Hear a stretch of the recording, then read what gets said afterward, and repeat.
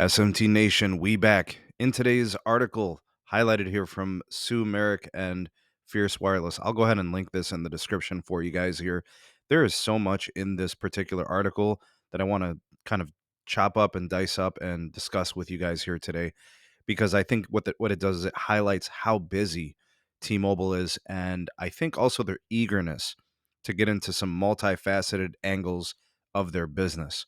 Okay, so titled T-Mobile's success will force a bigger move to millimeter wave. All right, this is dated from today at the time of this recording. I'll go ahead and link this again. It's in the description. No question, T-Mobile's home broadband service is a hit with consumers. The company added 1.6 million new subs so far this year, now has 2.1 million fixed wireless access customers. Guys, the T-Mobile home internet is a real thing. It is gaining traction. They are keeping most of their customers, and they are gaining tons of them every quarter, 600,000 at a time on a quarterly basis. Expect that to continue. At the same time, their top tier plan, Magenta MAX, is an absolute smashing success as well. A lot of the switcher pool, the customers that are coming from like Verizon, AT&T, other carriers, it seems to have a really good uptake when it comes to customers that are switching. So they've been adding more and more of those customers who are high usage customers. So this brings to question whether or not the particular capacity that's on the network today is enough to support this type of usage.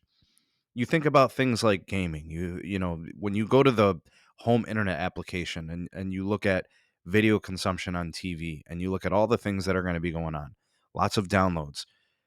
Home internet users are intensive users. Now they do tend to use the network differently at different times of the day, so there is a little bit of flexibility there.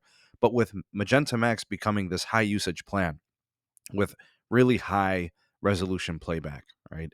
And then you got the home internet usage with it. It's no doubt going to take a toll on the network. So T-Mobile's subscriber growth, along with the fixed wireless access home internet, along with the Magenta Max, no doubt they're going to be putting a stress on the network. So T-Mobile's going to have to build in order to create that capacity. They're going to have to densify upgrades, and they're also going to have to look for some new connectivity offloading potential. All right. Now, the one thing that T-Mobile has done very well is acquire spectrum.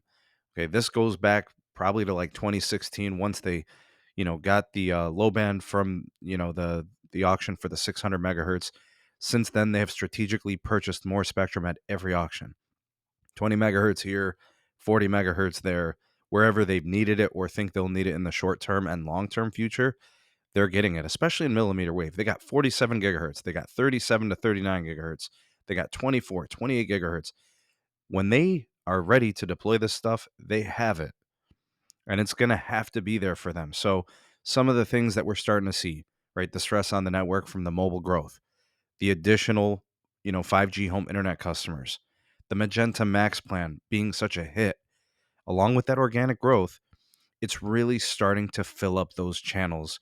The N41 5G UC and the 2.5 gigahertz, the PCS, all this stuff from the T-Mobile and Sprint merger, standalone 5G networking, all that's going to help.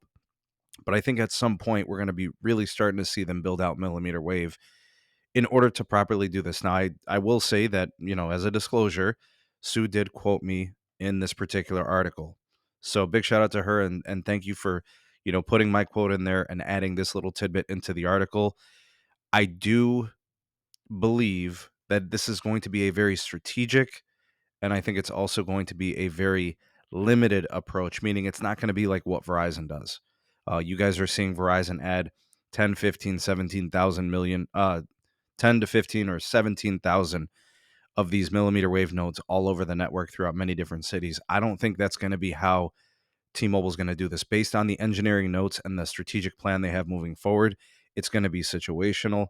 It's going to be in their spots. It's going to be places where they have to put it as just a way to offload some of the traffic that's really starting to congest the lower frequency channels that have much narrower bandwidth. So in places where you've got like 100, 140, 160 megahertz of N41, and you've got some additional LTE and you've got some other 5G stuff, you still may need an additional 400 to 800 megahertz of millimeter wave. and that's going to be where it could be utilized. Think stadiums, think apartments, multi-unit dwellings. These types of things need support, especially in places where T-Mobile has market share exceeding 50%, where they double Verizon's market share or they double AT&T's market share. There are places where T-Mobile is the market share leader, and these millimeter wave deployments are going to be crucial. Obviously, T-Mobile knows that. It's in their engineering plans. It's in their networking plans. We're probably going to be seeing it more along the lines of like 2024 and beyond. But within the next year, we should be seeing more of the small cell, more of the millimeter wave node build starting to happen.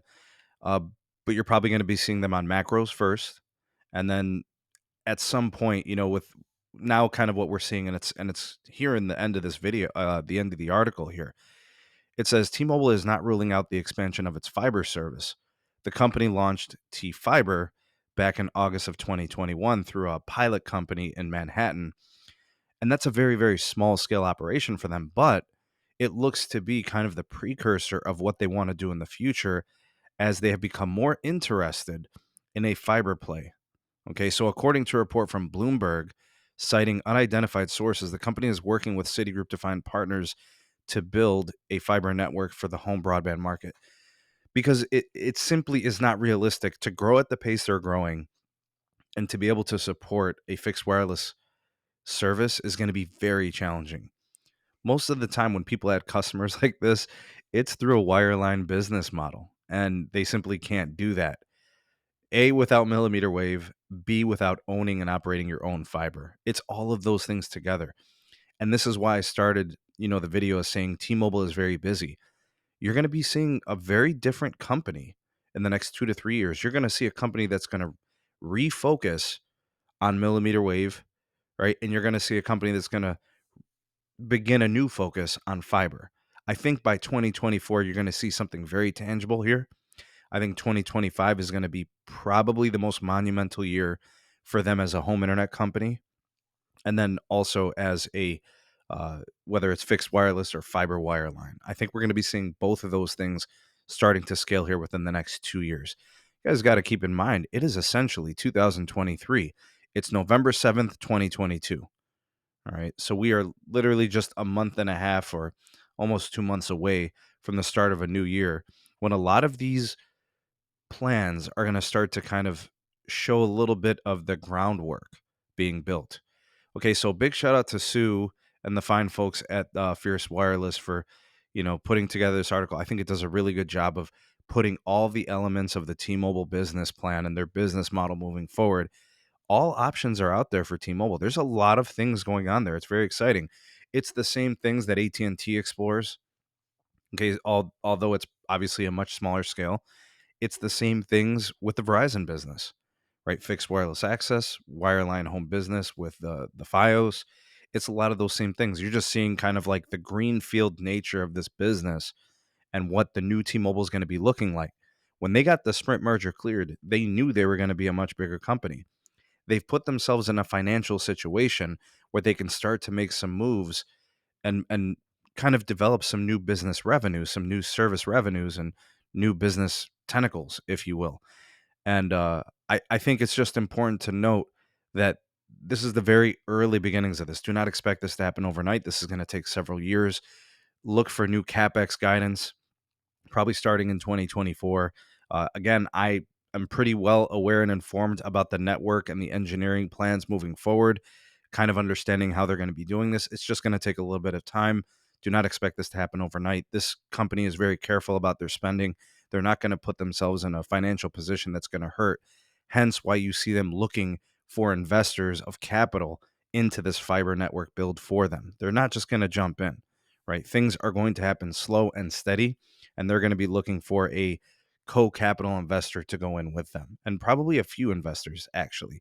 But if they have faith in T-Mobile and what they can do, they shouldn't really have too much of an issue finding some funding. I think they can do it.